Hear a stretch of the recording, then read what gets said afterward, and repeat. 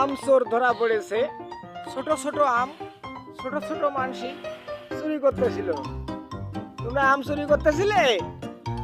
হ্যাঁ, দুটোই আম চোর। একটাকে বেঁধে রাখা হয়েছে, আরেকটাকে ছেড়ে দিয়ে ধরে রাখা হয়েছে। এই যে আম দেখেন লুকোয় রাখছে কোথায়? হাত দিয়ে লুকোয় রাখছে বুকের ভিতরে। হাতের মধ্যে কতগুলো আছে? তুমি কি তাহলে আম চুরির জন্য এরা বেঁধে রেখেছো? কয়টা আছে? একটা। আম চুরি করেছো কয়টা? আম চোরের শাস্তি কি হবে আলবি?